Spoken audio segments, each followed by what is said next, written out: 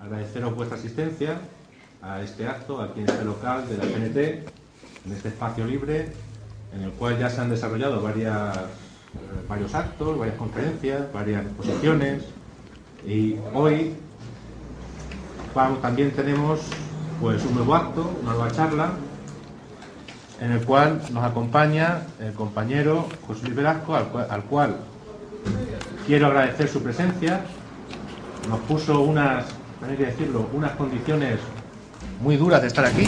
Efectivamente. Fueron unas condiciones durísimas. Dijo que él venía con la condición de que nosotros no pagásemos nada y que todo lo pagaba él, con lo cual... Es de agradecer. Es de agradecer, por supuesto, y no tuvimos otro remedio que aceptarlo, claro. Ante esas condiciones tan duras que pusiste, no tuvimos otro remedio. Pues efectivamente hoy está aquí el compañero José Luis Velasco, economista, historiador de las doctrinas económicas y, ante todo, bueno, exsecretario general de la CNT, en el 95, hemos estado comentando hoy, hace ya tiempo.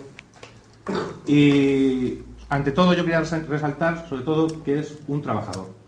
Un trabajador que nos va a venir a hablar hoy aquí sobre esto que tanto tiempo venimos escuchando en los medios de comunicación, que ellas llaman, o quieren llamar, la crisis.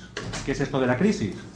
Hay muchas incógnitas, muchos interrogantes, muchos conceptos a veces difíciles de comprender, pero sobre todo esos conceptos o la gestión de esa crisis y cómo esa información sobre la crisis nos está viniendo siempre focalizada desde un punto de vista del capitalismo, del capital.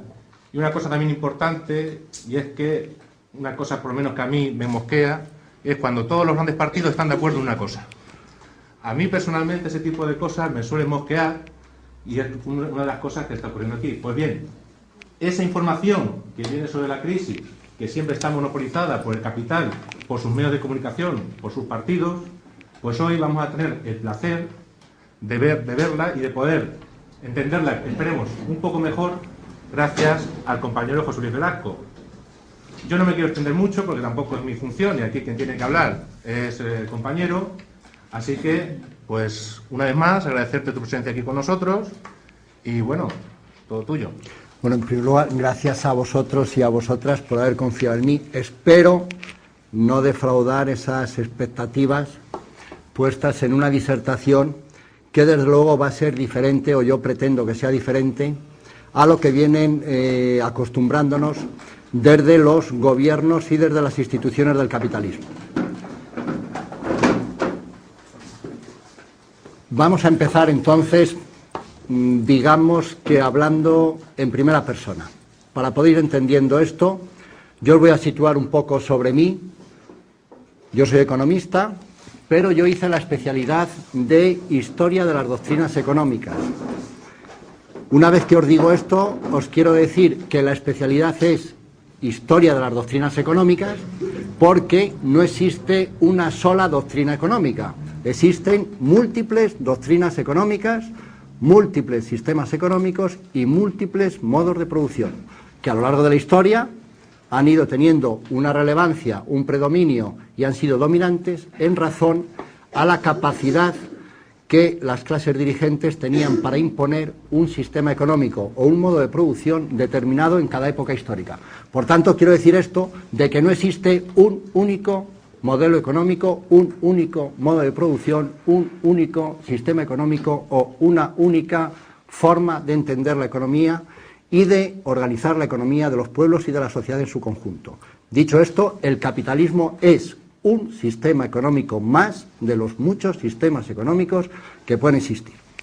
Y puesto que el sistema económico dominante en la actualidad es el capitalismo, y puesto que es el sistema económico en el que nos desenvolvemos y por el que estamos explotados y sometidos en la actualidad, es del que vamos a hablar precisamente porque parece ser que ahora, en el día de hoy, y la fecha la voy a repetir para que sepamos que estamos hablando de la más rabiosa actualidad, 6 de noviembre de 2008, estamos hablando de lo que nos quieren convencer que es la crisis del capitalismo.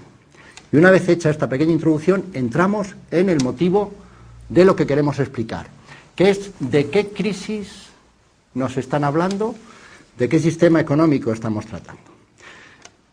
nos están diciendo que de una forma sorpresiva, sin que nadie se lo esperase, el capitalismo ha estallado en crisis.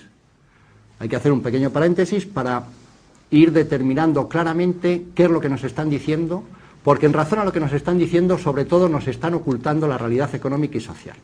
Es decir, es un discurso, ante todo, que por lo que voy a explicar es un discurso que desde los gobiernos y desde las instituciones o los gobiernos del capitalismo, que son los organismos internacionales, le hace Fondo Monetario Internacional, Banco Mundial, OCDE, Comunidades Europeas, es decir, bancos centrales, todos los organismos que rigen el capitalismo a nivel nacional e internacional y todos los gobiernos, fundamentalmente el discurso que nos están haciendo sobre el capitalismo y sobre la crisis del capitalismo es el discurso de la mentira, es el discurso de la tergiversación de la realidad, es el discurso de la confusión, es el discurso de la manipulación, es el discurso, en definitiva, del engaño de lo que está ocurriendo.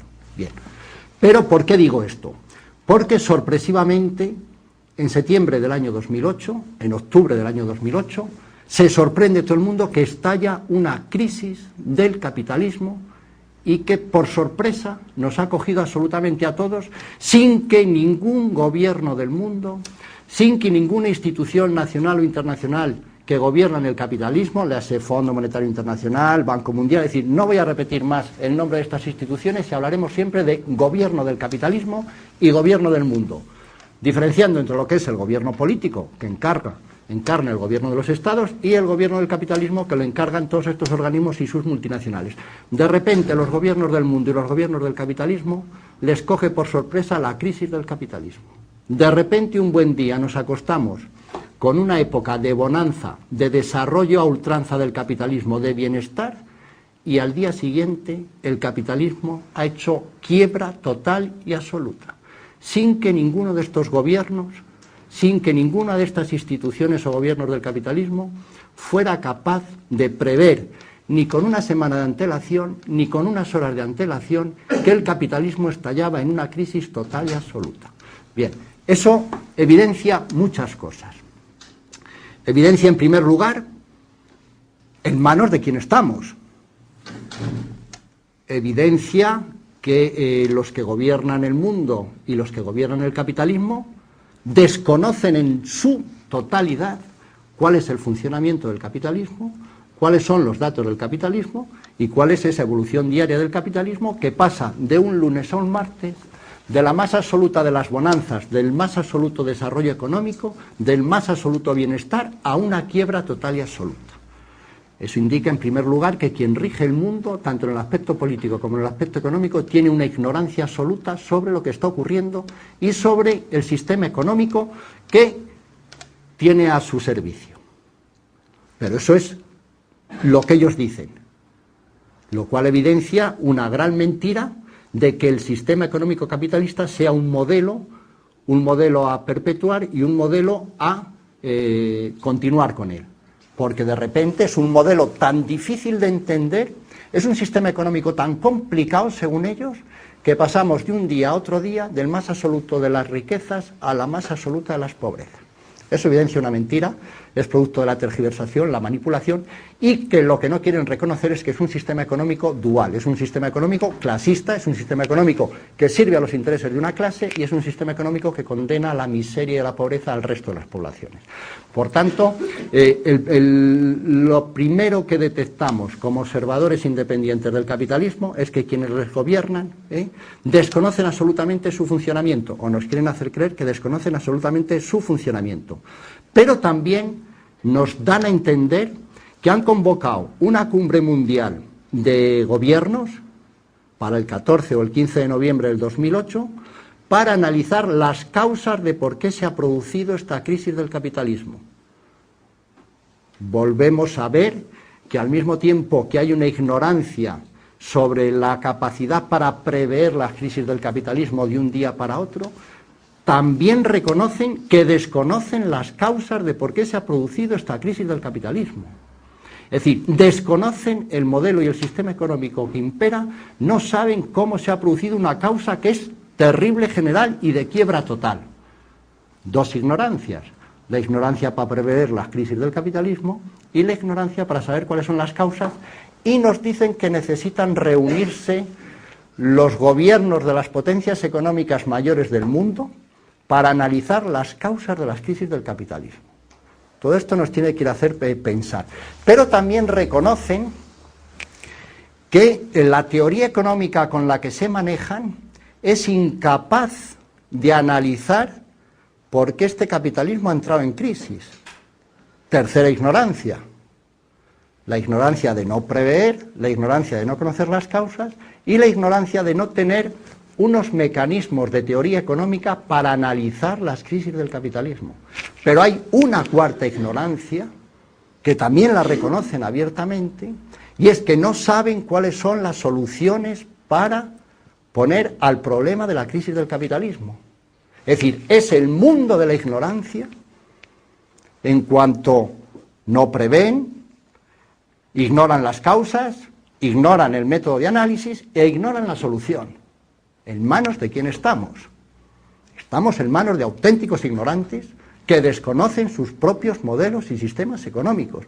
Pero no solamente de los gobiernos de los estados del mundo, sino de las instituciones oficiales del capitalismo, tanto nacionales como internacionales, sino que incluso la teoría económica del capitalismo que se estudia en todas las universidades del mundo, con toda esa caterva, toda esa enjambre de gurús, economistas, expertos, es decir, sumos sacerdotes de la economía, que no han sido capaces entre todos, ni uno solo de ellos, de prever esta crisis del capitalismo. Es decir, estamos en manos, si hiciéramos caso de lo que nos dice, de auténticos ignorantes que desconocen el funcionamiento de sus propios modelos económicos. Eso es lo que se constata de lo que ellos han venido diciendo en la prensa y de esa reunión internacional que tienen el 14 o el 15 de noviembre para analizar, entre otras cosas, las causas de las crisis del capitalismo. Todo esto lo que evidencia es una gran mentira. Es la gran mentira del capitalismo, la gran mentira de los gobiernos, que podríamos definir, diciéndolo de otra manera, que desde los gobiernos del mundo y desde los gobiernos del capitalismo intentan ocultarnos la realidad. Intentan ocultarnos una realidad de quiebra total de unos modelos económicos, de quiebra total de unos modelos políticos y de quiebra total de unos modelos sociales y de unos modelos culturales. Esta quiebra se manifiesta en unos datos económicos y sociales, que es lo que se está ocurriendo ahora en el mundo, pero voy a hacer un paréntesis. Cuando ahora nos hablan, porque si no, no vamos a ser capaces de entender a la perfección el discurso que nos quieren hacer llegar. Cuando ellos nos hablan de la crisis del capitalismo, nos están hablando de la crisis del capitalismo en el corazón del capitalismo, en el núcleo duro del capitalismo. Nos están hablando de la crisis del capitalismo en las sociedades avanzadas del capitalismo, es decir, crisis del capitalismo en Europa y en Estados Unidos. Porque fuera de Europa y de Estados Unidos, la crisis del capitalismo es constante y perenne, es total y absoluta. Es decir, África está en crisis del capitalismo, históricamente hablando, desde tiempos inmemoriales. Asia exactamente igual. Sudamérica y Centroamérica exactamente igual. Es decir, ahí la crisis es permanente, constante. Las injusticias, las desigualdades, las muertes por hambre, las enfermedades, es decir, las injusticias económicas, las guerras, las hambrunas, la falta de vivienda, la falta de sanidad, es total y completa para absolutamente toda la población. Por tanto, cuando hablan de crisis del capitalismo, se refieren cuando afecta al núcleo dirigente del capitalismo, Estados Unidos y la Europa avanzada. ¿Qué significa esto? Que cuando ellos tienen preocupación por hablarnos de la crisis del capitalismo es porque el reducto de sus privilegios, el reducto de su propiedad, el reducto de su riqueza también entra en crisis. Y entra en crisis lo que ellos llaman la crisis del capitalismo, que es la crisis financiera, la crisis de la banca, la crisis de las constructoras, la crisis inmobiliaria y la crisis de la industria armamentística, la crisis del automóvil y la crisis de la industria petrolera. Es decir, el núcleo duro del capitalismo entra en crisis. No funciona su modelo económico para los centros rectores del capitalismo avanzado. Y entonces nos quieren hacer creer que hay una crisis mayor del capitalismo. Bien, dicho esto, diferenciamos que el discurso que nos quieren hacer ahora es para la crisis del capitalismo de los países avanzados, no del resto del mundo que está en crisis permanente. Eso nos hará ver que la sociedad tiene una división de categorías en clases sociales perfectamente diferenciadas. En este caso, como afecta al núcleo duro, es la clase social más pudiente, más rica y la que concentra la riqueza. Pero ¿qué nos da a entender esta situación? Esta situación nos da a entender la primera parte que me refería yo al discurso, que es el discurso de querernos ocultar la realidad. ¿Alguien se puede creer que no han sido capaces de prever ni con una semana de antelación que había crisis inmobiliaria, que había crisis financiera, que iba a haber crisis del automóvil y que iba a haber crisis en los productos y en los precios de las materias primas? Es un discurso que no es creíble. ¿Alguien podía pensar que en España el crecimiento de la economía en los últimos 10 años, basado fundamentalmente en la construcción, donde se hacía prácticamente cada año 1 millón de viviendas y donde cada año los precios de la vivienda subían un 20 y un 30%, que ese crecimiento iba a ser sostenible hasta el infinito y que se podría construir absolutamente todo el territorio de España y que se podría construir subiendo los precios un 20 y un 30% cada año y así al infinito? ¿Alguien podría pensar que eso era creíble? Es decir, nadie era capaz de pensar que ese modelo económico iba a tener un crash más bien antes que después. Eso es algo evidente. Es decir, en Estados Unidos esta situación se había producido antes, en Inglaterra, en Alemania, en Francia. Pero nos vamos a hacer una pregunta. El primer antecedente que ellos nos dicen, y cuando digo ellos me refiero a los gobiernos del mundo y a los gobiernos del capitalismo, es decir, gobiernos de Estado y organismos que rigen el capitalismo a nivel internacional, incluidas las multinacionales. Nos explican que la crisis que padece ahora mismo el capitalismo avanzado, y en esto siempre voy a repetirlo alguna que otra vez para que no se nos olvidemos, crisis del capitalismo avanzado en las sociedades del capitalismo avanzado, Europa y Norteamérica, porque fuera de esas sociedades la crisis del capitalismo es histórica, permanente y total, ¿de acuerdo? Que la crisis estalla en el verano del año 2007 por la crisis hipotecaria de las hipotecas subprime. Vamos a traducirlo al castellano, que es las hipotecas basura, es decir, aquellas hipotecas concedidas en situaciones difíciles que a quien se las concedían no iban a poderlas pagar, que es lo que han dicho ahora, pero cuando se las concedieron sí que las podían pagar. Bien, nos quieren convencer que el estallido de esta crisis es producto de que en el verano del 2007 en Estados Unidos estalla la crisis de las hipotecas subprime, la crisis de las hipotecas basura. Y estalla sorpresivamente, porque nadie antes parece ser que lo preveía. Volvemos otra vez a lo mismo. Ignorancia en las causas, ignorancia en la previsión, ignorancia en los análisis, ignorancia en las soluciones. Vuelvo a decir, en manos de quién estamos. Pero si utilizáramos un poco el razonamiento, el sentido común y sobre todo trasladáramos al mundo de la sociedad, al mundo de la economía, lo que es algo habitual en cualquier otra materia de estudio, que es la utilización de la ciencia, la razón, la cultura como conocimiento veraz y cierto de las cosas, utilizaríamos el método científico aplicado a la economía. Y es a cada respuesta una pregunta y a cada pregunta una respuesta y así sucesivamente. La primera pregunta que nos tendríamos que hacer es: si en el verano del 2007 estalla la crisis de las hipotecas basura en Estados Unidos, ¿por qué a millones de personas, porque no fue ni a uno ni dos, sino por qué a millones de personas se les concedió una hipoteca que sí que podían pagar para tener acceso a un derecho básico, que es el derecho a la vivienda?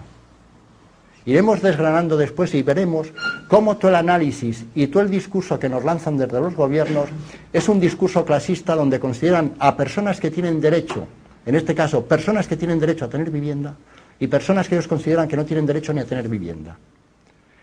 Y ellos ponen nombre a todas esas personas y a esas situaciones, y en este caso lo llaman como hipotecas basura. Yo no sé muy bien si algunas veces se refieren con esto a las de las hipotecas basura, que era basura la hipoteca que concedían, o que a las personas que dieron la hipoteca eran basura, porque no se merecían tener derecho a la vivienda y por tanto no tenían que haberles concedido ni un préstamo hipotecario para tener derecho a la vivienda. Y es un concepto clasista, porque ellos entienden que la sociedad está dividida en clases sociales, donde unos tienen derecho a tener vivienda y otros no tienen derecho ni a tener vivienda, cosa que sucede en Estados Unidos, en España y absolutamente en todos los países del mundo, como está ocurriendo aquí. Millones de viviendas desocupadas y millones de personas sin poder acceder a la vivienda. es las injusticias, las contradicciones y la irracionalidad de un sistema económico. Pero vayamos al ejemplo de Estados Unidos. Nos dicen que la crisis estalla porque hay infinidad de hipotecas, millones de hipotecas que no se pagan. Pero la primera pregunta que hay que hacerse utilizando el método científico, que es el método del razonamiento, de la lógica y del sentido común, es ¿por qué millones de personas a las que se les concede una hipoteca dejan de pagar su hipoteca? Pues por el sentido común. Dejan de pagar su hipoteca porque las rentas salariales que perciben bajan y porque se quedan sin empleo. ¿O acaso dejaron de pagar la vivienda millones de personas porque se pusieron todas de acuerdo en dejar de pagar la hipoteca? No. Dejaron de pagar la hipoteca porque los salarios que percibían bajaron y porque millones de personas en Estados Unidos fueron al paro. Pero volvemos a hacernos otra pregunta. ¿Por qué millones de personas van al paro y por qué millones de personas reducen sus salarios para no poder pagar la hipoteca, que es lo que paga todo el mundo porque se queda sin vivienda? Porque Estados Unidos entra en una crisis económica, es decir, una crisis del capitalismo entra a Estados Unidos sin precedentes. ¿Pero por qué? Pues muy sencillo. Porque Estados Unidos, en el año 2003, está inmerso en una guerra imperialista de robo de energía, de robo de petróleo en Oriente Próximo, que es la guerra de Irak. La guerra de Irak significa que hay que pagar las guerras. Y la guerra de Irak consume ingentes cantidades de recursos, ingentes sumas de dinero que Estados Unidos tiene que dedicar a la guerra, que no es ni más ni menos que robar el petróleo del pueblo iraquí, matar a miles y miles de personas, y eso tiene un coste económico inmenso. Y ese coste económico inmenso sale en primer lugar de Estados Unidos. Y todas aquellas inversiones que en obra civil y que en construcciones civiles se estaban haciendo en Estados Unidos dejan de hacerse y se destina a lo que ellos llaman la política de los recursos energéticos, que es la política de robar a los pueblos sus materias primas, sus recursos energéticos, por medio de la guerra y por medio del crimen organizado, que es la guerra de Irak.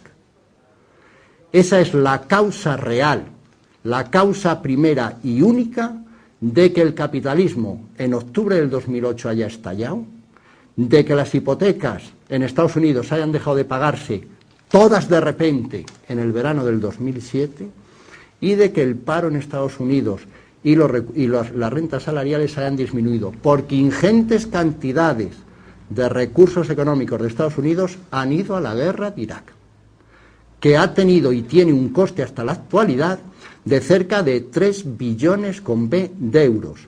Curiosamente, la cifra coincide con los 3 billones de euros que se han dado en ayudas hace 15 días a la banca internacional, tanto de Europa como de Estados Unidos.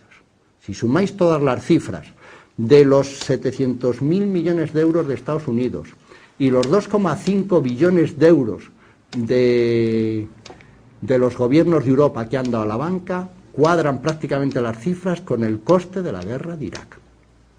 La guerra de Irak ha provocado a su vez una subida espectacular de los precios del petróleo, porque ha sido a través de los precios del petróleo cuando del año 2003, que el precio del petróleo estaba a 40 euros o a 40 dólares, ha pasado a julio del 2008 a 140 dólares.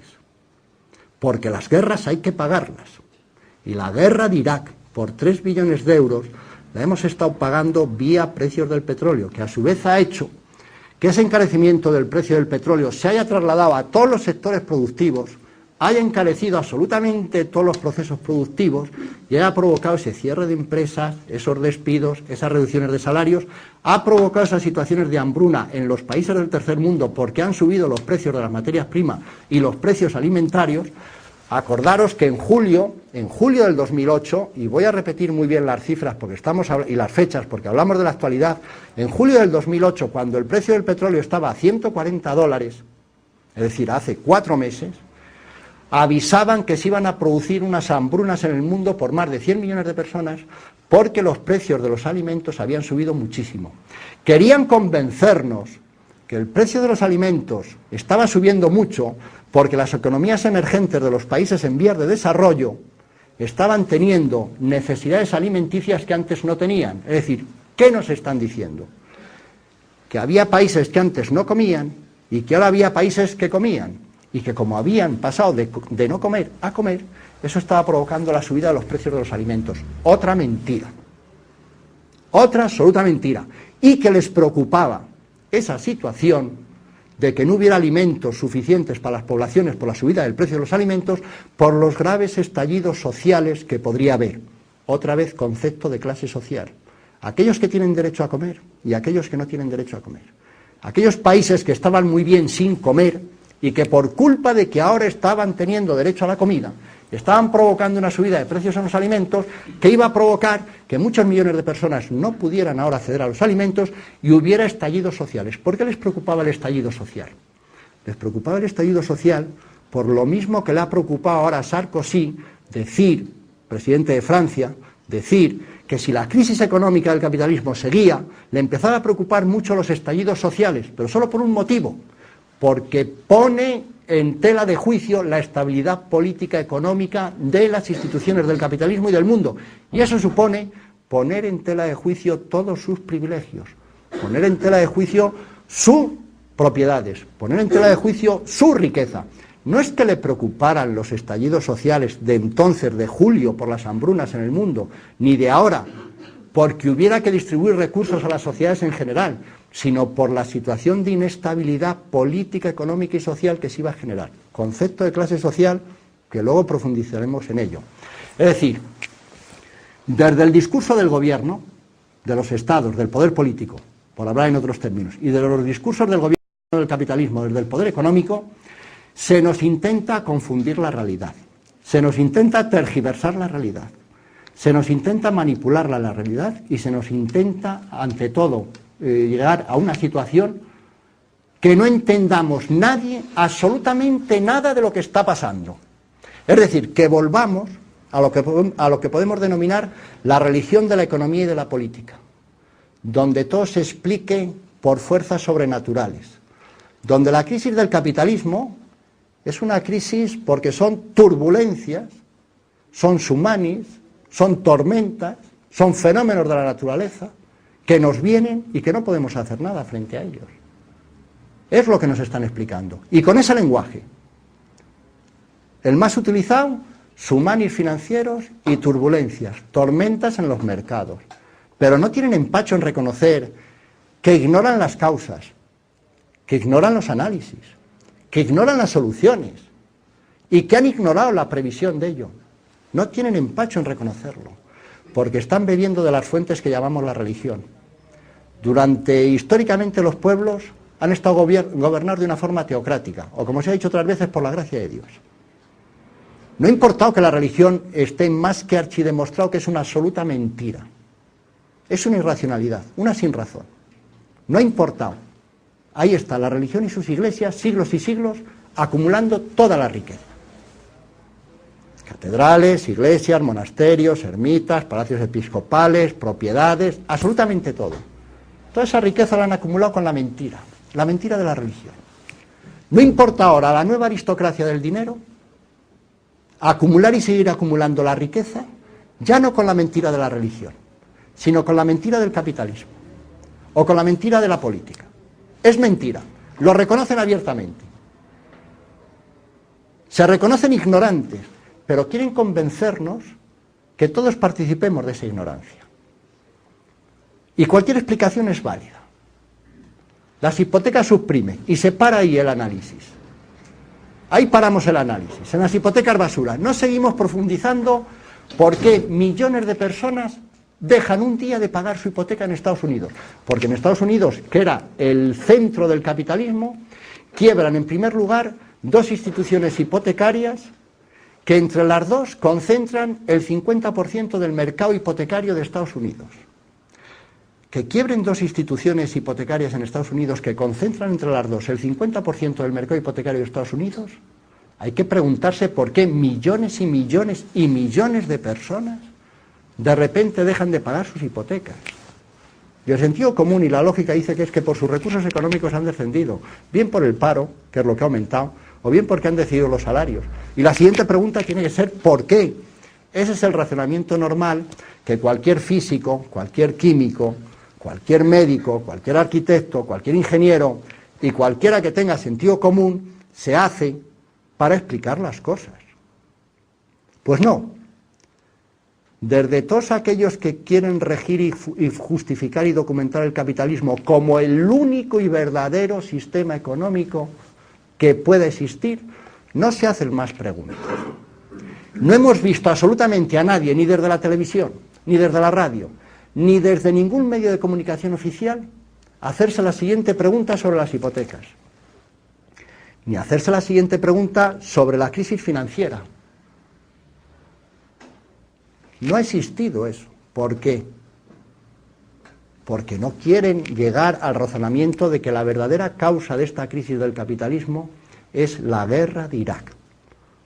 Y porque ese razonamiento nos llevaría a la siguiente reflexión, y es que el capitalismo solamente puede existir por medio del robo y de la violencia. Es decir, si el capitalismo tuviera que asumir los costes de las guerras, no podría existir económicamente. Si el capitalismo tuviera que reconocer que para existir tiene que asesinar, matar a poblaciones enteras para robarles sus recursos naturales, tendría que reconocer que es un sistema económico criminal, basado en la violencia y en el asesinato. Pero es que el capitalismo históricamente es eso. El capitalismo como sistema económico que surge en el siglo XVII, en el siglo XVIII, tiene un auge espectacular en el siglo XIX y en el siglo XX, va acompañado siempre de guerras mundiales, va acompañado siempre de imperialismos económicos que son las guerras coloniales, va acompañado siempre de la destrucción sistemática de los pueblos, va acompañado siempre del robo de los recursos naturales, y es la historia de las guerras Primera y Segunda Guerra Mundial, es la historia de las guerras coloniales del siglo XIX, y es la historia de la guerra actual en Oriente Próximo. Claro, que llegar a reconocer que un sistema económico como el capitalismo está basado en la injusticia, en las clases sociales, en el robo y en el crimen masivo, es muy duro para quien defiende ese sistema económico, porque él sería el directo y personal responsable de esos crímenes masivos, de ese robo de los recursos naturales, de estas quiebras del capitalismo que llevan a las poblaciones en su totalidad al paro y a la injusticia económica.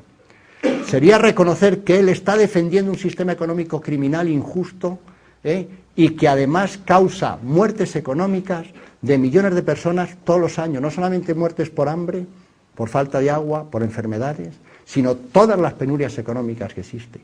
Y eso es lo que la nueva aristocracia del dinero y del poder no va a reconocer nunca, porque tendría que reconocer que hay que cambiar el sistema económico.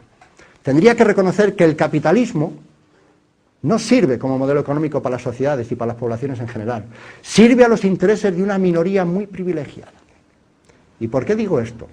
Porque ellos basan el capitalismo le basan en dos características fundamentales: la competencia y el mercado. No han tenido empacho en reconocer que tanto la competencia como el mercado han fracasado estrepitosamente. Es decir, por dejar las fuerzas económicas en manos del mercado, que con una teórica competencia iba a equilibrar las fuerzas y a través de los intereses egoístas de cada uno de los que participan en el mercado iban a asignar eficazmente los recursos, eso aparte de que es una mentira, es una estupidez como la copa un pino, porque la historia y la realidad diaria está ahí para demostrar todo lo contrario. Ni el mercado asigna eficazmente los recursos, ni el mercado es eficaz para distribuir la riqueza entre toda la población, ni el mercado evita las guerras, ni el mercado da sanidad, alimentos y vivienda a toda la población. El mercado precisamente evita esa asignación eficaz de los recursos. Y la competencia, ese teórico mercado, no sirve, porque la competencia lo único que hace es que enfrenta fuerzas desiguales. Y es más, el propio capitalismo es la negación del mercado.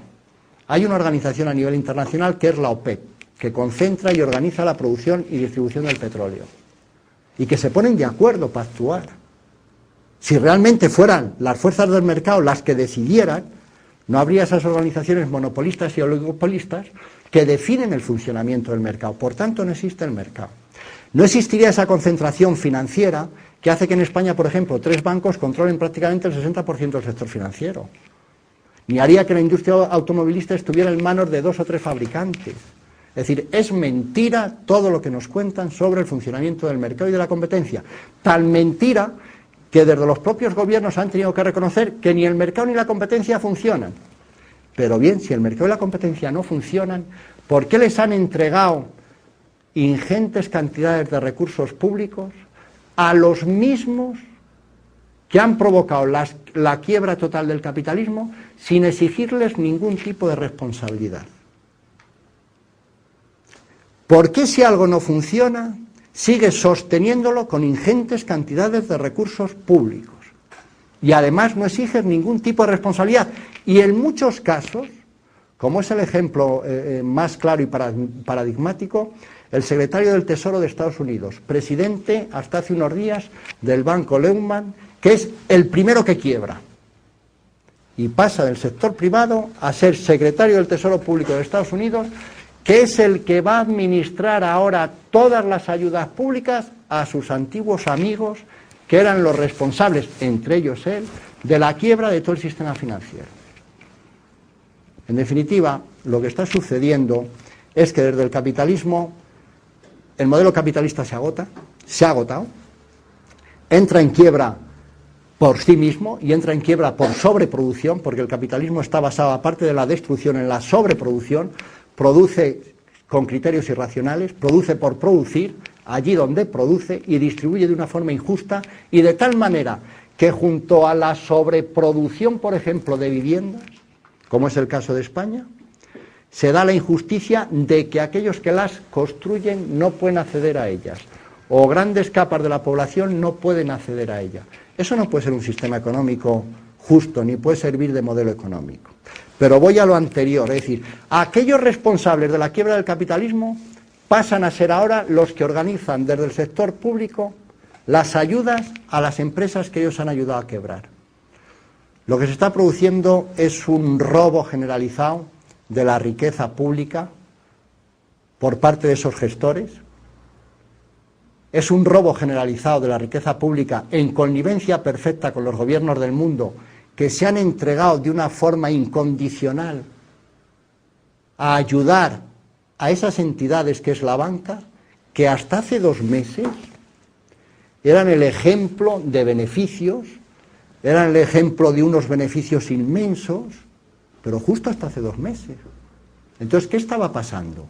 Es decir, por un lado, la banca hasta hace 2 meses, el capital financiero, tenía unos beneficios que eran escandalosos, con sueldos de 150 millones de euros, como en Estados Unidos, 25.000 millones de pesetas, con primas por llegar a objetivos de 3.000 millones de euros para 6 personas, con unos beneficios como en España, del Banco Santander o el BBVA, de cerca de 10 billones de euros cada uno, no hablemos en Estados Unidos. Es decir, unos beneficios inmensos y de repente al día siguiente en la quiebra total. Y necesitan ahora todos los recursos públicos que se les entreguemos a ellos. Y todos los gobiernos se los han entregado de una forma desinteresada. No les han pedido ni una sola responsabilidad. No les han pedido ni exigido ningún tipo de condicionamiento en el capital de las entidades. Les van a avalar los préstamos que den por si alguno falla. Y les van a dar toda la liquidez que sea necesaria. ¿Pero por qué se está produciendo eso? No hay nadie responsable en el capitalismo de la gestión. No hay absolutamente ni un solo responsable. ¿A quién dicen ellos que hay que echar la responsabilidad de esta crisis del capitalismo? La crisis del capitalismo hay que echársela, según dicen ellos, a los trabajadores. Hay que hacer expedientes de regulación de empleo, que son las políticas más eficaces para solucionar la crisis del capitalismo. Palabras que ha dicho el presidente de la patronal de la COE en España. Es decir, que las instituciones financieras, el capitalismo financiero, las inmobiliarias, las constructoras, las aseguradoras, entran en crisis por un problema de gestión suyo, sus directivos no son responsables, sus directivos se han llevado millones y millones de euros y la responsabilidad pasa por despedir a los trabajadores. Volvemos otra vez al concepto de clase social. Es decir, ellos consideran que ellos no son responsables de nada aquello que suceda que vaya en contra de ellos. Ellos tienen todos los derechos del mundo. Ellos tienen derecho a gestionar sus propiedades y su riqueza como ellos entiendan. Y si alguna vez va la cosa mal, hay que despedir a los trabajadores o bajar los sueldos. Es un concepto de clase social. Es un concepto moral sobre las personas. Unos tienen derecho y otros no tienen derecho. Pero ¿por qué los gobiernos han actuado de esta manera entregándoles ingentes cantidades de recursos? Por una sencilla razón, porque hay una connivencia, hay una identidad de intereses, hay un interés de clase entre quienes gobiernan el mundo del capitalismo, que es el poder económico, y quienes gobiernan los estados, que es el poder político. Hay una identificación de intereses. Forman parte de la misma clase social. La nueva aristocracia del dinero y del poder, que considera que tienen derecho a acaparar todo sin tener ningún tipo de responsabilidad. Y que la responsabilidad es del mundo del trabajo, concepto de clase social. Esto es importantísimo, porque si no, no lograremos entender por qué en junio del 2007 todos los gobiernos del mundo estaban muy preocupados por los problemas del hambre, de la pobreza, de la desnutrición, y que habían calculado que eso costaba 12.000 millones de euros a nivel mundial solucionarlo. 12.000 millones de euros, es decir, 2 billones de pesetas. No encontraron recursos para eso, no había dinero para eso. Pero de repente hay una crisis del capitalismo en el lado financiero y rápidamente, en una semana, un año después, han movilizado 3 billones de euros. Es decir, han movilizado 1000 veces más recursos en una semana, un año después, que para un problema que afectaba a miles de millones de personas en el mundo no había dinero. Volvemos al concepto de clase social, concepto moral sobre las personas. Personas que tienen derecho a la vida, personas que tienen a disfrutar de la vida y personas que según ellos no tienen derecho absolutamente a nada. Y es de eso de lo que estamos hablando. Cuando hablamos de la crisis del capitalismo, no estamos hablando solamente de la crisis de un sistema económico, o de la crisis de un sistema político, o de la crisis de un sistema cultural. Estamos hablando de algo mucho más profundo. Estamos hablando del concepto que tienen las clases dirigentes, política y económicamente, que rigen el mundo, sobre nosotros. Estamos hablando de un concepto moral sobre el ser humano que ellos tienen sobre la sociedad. El secretario del Tesoro de Estados Unidos entiende que él en 6 años tiene que ganar 700 millones de euros. Quiebra su banco, lanza a millones de personas a la calle porque no pueden pagar la hipoteca. No tiene ninguna responsabilidad. La responsabilidad es que el trabajador se quede en la calle, en el paro, y no tenga recursos suficientes. O la responsabilidad es de todas aquellas personas que hay en el mundo, por millones, que no pueden subsistir por falta de alimentos, de agua y de elementos sanitarios. Hablamos que ellos, a nosotros, no nos consideran personas. A nosotros nos consideran como nos llaman. Formamos parte de un mercado de trabajo. Somos mercancía que se compra y que se vende. Nunca se dirigen al mundo del trabajo como personas. Siempre nos catalogan como el mercado laboral. Y en los mercados se compra y se venden unidades, se compran y se venden materias. Y a nosotros nos consideran que formamos parte de un mercado laboral. Que ese mercado laboral unas veces tendrá pleno empleo y otras veces estará en el paro y él sabrá de qué vive. Y es un concepto moral. Esto es realmente lo que evidencia la crisis del capitalismo. La crisis del capitalismo lo que está evidenciando es una realidad terrible, que es una realidad sobre la que nosotros tenemos que tomar conciencia. Esa realidad sobre la que nosotros tenemos que tomar conciencia, cuesta tanto tomar conciencia de ella porque ellos están embarcados en unas políticas decididas desde el punto de vista de la información, desde el punto de vista de los medios de la comunicación, desde el punto de vista de la cultura y de la ideología que nos quieren transmitir, para que no entendamos nunca absolutamente nada de lo que sucede. Y dentro de esa ceremonia de la confusión, ellos tienen una herramienta ahora fundamental, que es la televisión. La televisión es un elemento en estos momentos de alienación tan fuerte y tan importante como históricamente fue la religión y como actualmente vuelve a ser la religión, que es la mentira, la confusión y la tergiversación de la realidad, que no sepamos en qué mundo vivimos, que pensemos que vivimos en un mundo diferente, al que realmente vivimos todos los días. Pero ¿qué ocurre? Que la realidad es muy difícil de tergiversar, de confundir y de manipular para aquellos que sufrimos esa realidad. Es muy difícil, pero en esa ceremonia de la confusión es en la que ellos están embarcados. Por eso yo hablo que fundamentalmente ellos están decididos a mantener la política de la mentira, que es la política de la ignorancia y la política de ocultar la realidad, sin tener empacho en reconocer ellos mismos que la desconocen, porque realmente la desconocen también ellos. ¿Qué realidad puede conocer un sujeto como Bush, que ha reconocido públicamente que no ha leído nunca un libro en su vida? Pero eso no solamente indica que el tal Bush sea un ignorante y estemos en manos de absolutos ignorantes, eso significa también que la sociedad de Estados Unidos es una sociedad de ignorantes, porque no les importa poner al frente de un país al más tonto de ese país.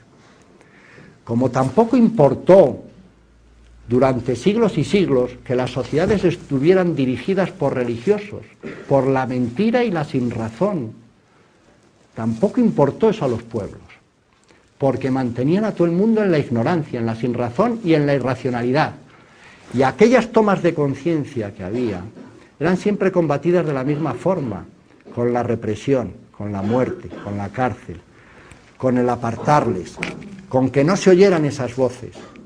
Hoy veréis que hay una guerra terrible porque no se oigan otras voces, no se oigan otras palabras, no se oigan otros discursos.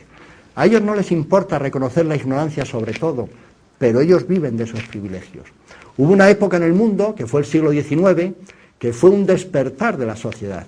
Fue la toma de conciencia que se acuñó en el siglo XIX, pero se acuñó por unas teorías políticas, sociales y económicas, que eran las teorías socialistas, incluidas entre ellas las anarquistas, donde se hablaba de la toma de conciencia del mundo del trabajo, la toma de conciencia de la clase trabajadora, la toma de conciencia de que tomáramos conciencia de nuestra vida, que nuestra vida es lo suficientemente importante como para no dejársela en manos de absolutamente de nadie, y menos de estos que viven a costa nuestra y de nuestro esfuerzo. Esa toma de conciencia que se produjo en el siglo XIX hizo que aparecieran teorías sociales, económicas y políticas diferentes, que eran las teorías socialistas e incluyo las anarquistas entre ellas. Ante todo se planteaba esa toma de conciencia para cambiar la sociedad, para transformar la sociedad. Y se pretendía transformar la sociedad porque se veían todas estas injusticias, se veían las injusticias económicas, se veía que el sistema económico del capitalismo solo servía a los intereses de una minoría, que concentraba la riqueza en una minoría y lanzaba la miseria a la mayoría de la población. Se veía que el Estado como organización política no servía porque el Estado estaba al servicio del capitalismo, de esa minoría privilegiada, como lo está hoy, el Estado y los gobiernos al servicio de ese capitalismo. Prueba de ello es que en cuanto han necesitado una ayuda económica, les han entregado todo sin preguntar dónde están las causas, quiénes son los responsables, a dónde nos lleva eso. De entrada les han dado todo, sin preguntar nada. Y también criticaban la cultura imperante, que era la cultura de la religión, porque se veía que la religión era una mentira, era una sinrazón, una irracionalidad, algo acientífico, algo anatural, pero que se utilizaba para perpetuar los privilegios económicos y políticos y perpetuar los privilegios religiosos de las iglesias. Eso hizo que florecieran las organizaciones sindicales, la toma de conciencia del mundo del trabajo, la toma de conciencia de que había que estructurar la sociedad sobre unas bases morales y sociales diferentes. Por eso decía antes que el capitalismo lo que evidencia y lo que aflora es un problema moral, que no es ni más ni menos que un problema sobre el concepto de la naturaleza humana. Y el concepto de la naturaleza humana es llegar a hacernos la pregunta desde el punto de vista moral, que digo, es ¿somos o no somos todos iguales? ¿Tenemos o no tenemos todos los mismos derechos? ¿Somos todos personas humanas? ¿O hay algunos que son más personas humanas que otros? ¿Por qué esa diferencia y esas categorías sociales? ¿Cuál es el motivo? ¿Por qué unos van a tener derecho a detentar toda la riqueza y disfrutar de la vida y otros no van a tener derecho ni a la existencia? ¿Cuál es el motivo para eso? ¿O alguien ha sido elegido? Por eso hablo que estas teorías políticas hicieron que en algunos países se cambiara de sistema político, económico y cultural, y en otros países se mantuvieran esas situaciones. ¿Pero qué ocurrió por seguir avanzando en eso?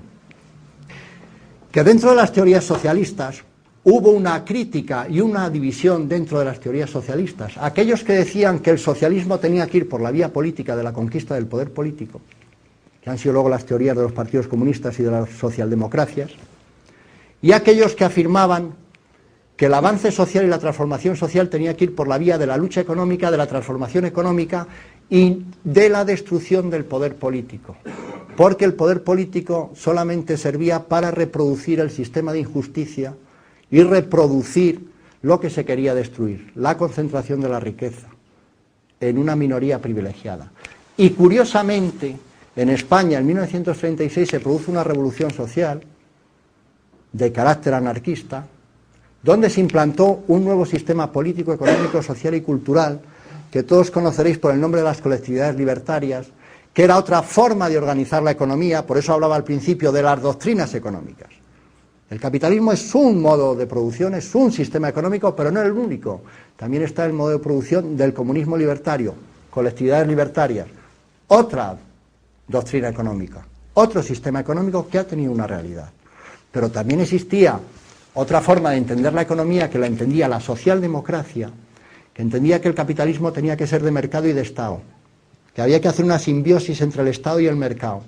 Y eso es lo que hay ahora, esa simbiosis entre el mercado y el Estado ha entregado todos los recursos públicos al capitalismo privado. Porque no tenemos que olvidar que la iniciativa en la reformulación del capitalismo en el 2008 ha partido fundamentalmente de Inglaterra, de la mano de un partido socialista que es el Partido Laborista, que es el que ha dado las soluciones inmediatas o los parches inmediatos de entregar todas las ayudas públicas a la banca sin ningún tipo de condicionamiento, que se han imitado en España, en Europa y, curiosamente, en Estados Unidos, que era aquel país que defendía que el Estado nunca tenía que intervenir en la economía, que tenían que ser las fuerzas del mercado y de las competencias las que resolvieran los problemas por sí mismos. Pero cuando han necesitado, porque ellos mismos han quebrado su propio sistema económico, han necesitado ingentes cantidades de ayudas públicas, no han dudado en acudir a ese Estado para que le solucionen su modelo económico. Aunque entraran en contradicción de que era el mercado y la competencia quien todo lo iba a resolver. No les importa reconocer la mentira de todo su discurso. Si durante 15 años su discurso de mercado y competencia les ha servido para acumular toda la riqueza del mundo, no les importa cuando han necesitado la ayuda del Estado, bien para guerras, bien para conflictos laborales o bien para esta situación, desdecirse y decir que como es una situación excepcional, eso lo que evidencia es que la mentira desde el gobierno, tanto del poder político como del poder económico, es la constante de ellos. Lo que evidencia también es que se está poniendo en tela de juicio el fracaso de un sistema económico que es el capitalismo, se está poniendo en tela de juicio el fracaso de un sistema político que es el Estado, y desde luego se ha evidenciado ya el fracaso de un sistema ideológico que es la religión, y que los tres pilares están fundamentados en la mentira económica, la mentira política y la mentira de la religión.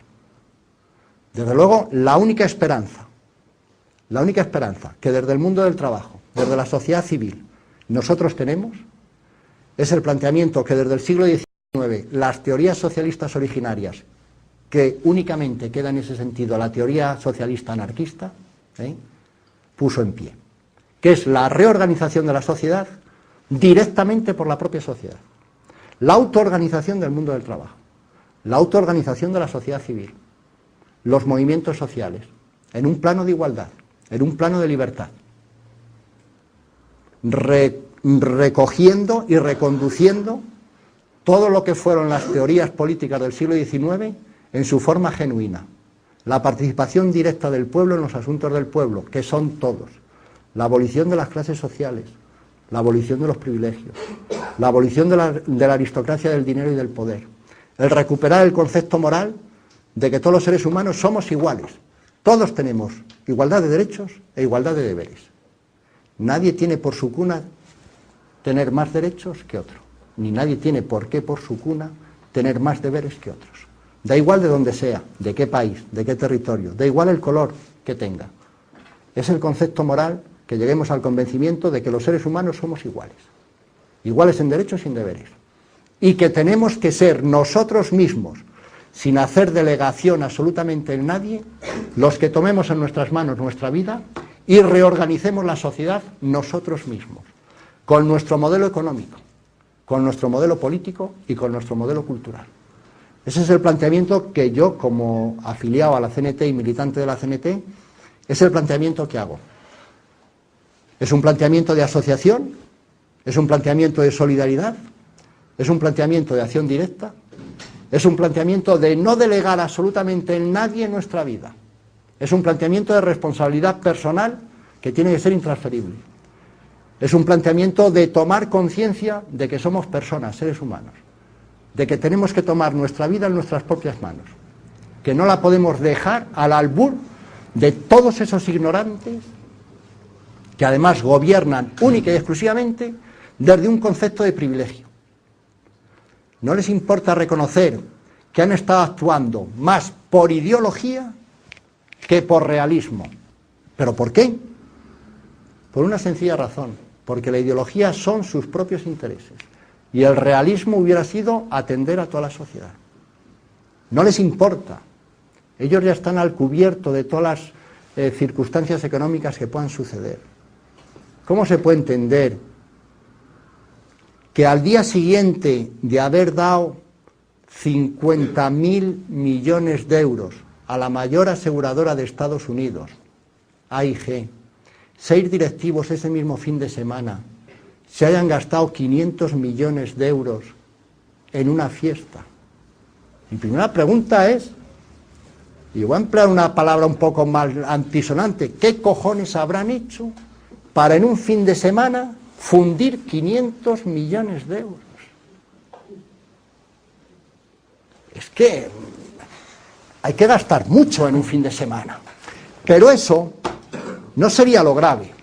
Lo grave es que si cuando están en crisis y se les ha dado ayudas públicas, han sido capaces de gastar 500 millones, ¿qué no habrán gastado o qué no habrán hecho cuando estaban en la época de bonanza? Porque eso no les importaba quedar retratados. Les importaba tampoco que no han tenido ni una sola responsabilidad. No se ha hecho ni una sola actuación en contra de ellos. Eso nos da una idea en manos de quién estamos. ¿Y qué concepto tienen del conjunto de la sociedad? Nosotros no podemos seguir confiando absolutamente en esas clases. Nosotros tenemos que confiar única y exclusivamente en nosotros, y en nuestros compañeros y en nuestras compañeras. Ese sí es el concepto de confianza que hay que introducir en la sociedad.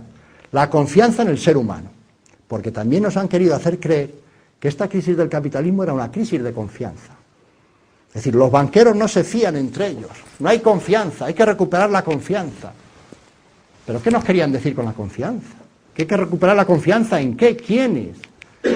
Si es un problema de 6 banqueros que tienen que recuperar la confianza entre ellos, ¿por qué no se fían entre ellos? Esas son las fuerzas del mercado y de la competencia a las que quieren ellos ceder todos los recursos económicos, que les administren ellos, y que una semana después, es decir, hoy mismo, esta mañana, han tenido que amenazar a la banca, tanto en Francia como en España, que vuelvan a dar préstamos, porque si no, empezarán a hablar de nacionalizarlos. Es decir, das miles y miles de millones de euros a unas instituciones financieras, sin ningún tipo de condiciones, y a los 2 días les tienes que amenazar, pedir y rogar que a ver si esos recursos les van a poner en funcionamiento o se van a quedar con él. En manos de esa gente estamos, tanto de los que reciben como quienes los dan.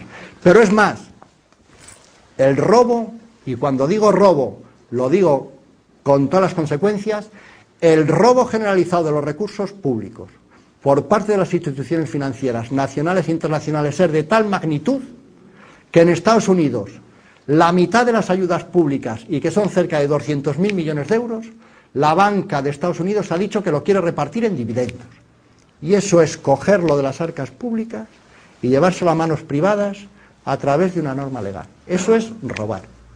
En manos de esa gente estamos. En manos de ese secretario del Tesoro, que primero quebró la banca en la que él estaba, le nombraron secretario del Tesoro para distribuir las ayudas públicas, se las vuelve a distribuir a sus amigos y se lo quieren llevar vía dividendos. Es robar. Y eso es el capitalismo. El robo organizado con el paraguas de la violencia del Estado. Eso es principio y fin de la economía capitalista y eso es principio y fin del sistema político del Estado. Y curiosamente, el tercer pilar, la religión. ¿Cuál es la ideología más íntima y profunda de los dirigentes políticos y económicos? Son profundamente cristianos, profundamente religiosos, empezando por Bush y todo su equipo económico. Las iglesias cristianas en Estados Unidos tienen un poder inmenso, dirigen el gobierno y dirigen las instituciones financieras, y son las que más han defendido que había que intervenir en Irak, porque ellos como pueblo elegido eran dueños y tenían derecho al petróleo del pueblo iraquí, aunque fuera matando a todos los que hubiera que matar, como así lo han hecho.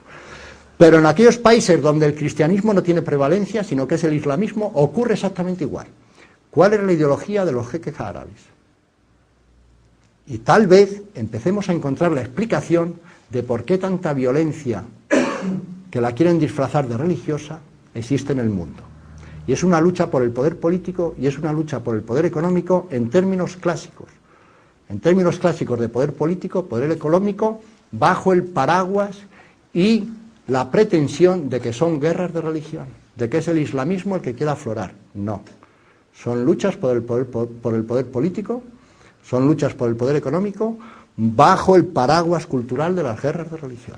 Lo que históricamente ha sucedido y está sucediendo en la actualidad. Hay una continuidad en la historia y nosotros en estos momentos formamos parte de esa continuidad en la historia. Lo importante, y ya voy a terminar para que podamos participar todos en el debate, es esa toma de conciencia, esa toma de responsabilidad personal de considerar nuestra vida lo suficientemente importante como para no dejarla en manos de absolutamente nadie.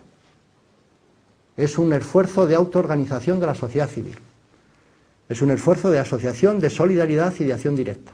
Es un esfuerzo cultural, intelectual, es un esfuerzo de coherencia personal y ante todo es un esfuerzo moral de considerar que todos los seres humanos somos iguales, que tenemos iguales derechos e iguales deberes. Con esos criterios podemos empezar a regenerar el mundo. Desde luego, si seguimos en esta situación, la barbarie del capitalismo, la barbarie del Estado y la barbarie de la religión nos va a llevar a una profundización de los desastres en los que estamos viviendo, de guerras, injusticias, muertes y hecatombes.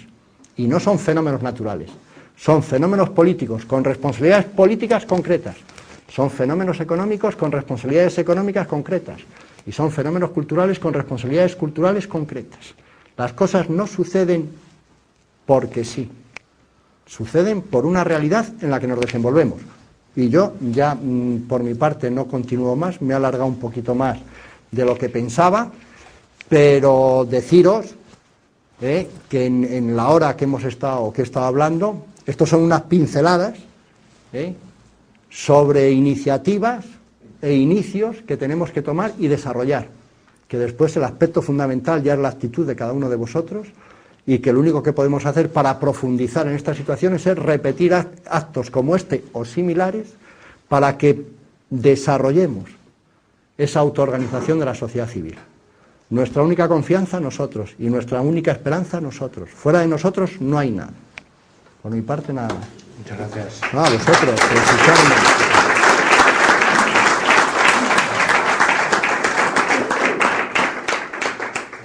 ¿Hay alguna pregunta?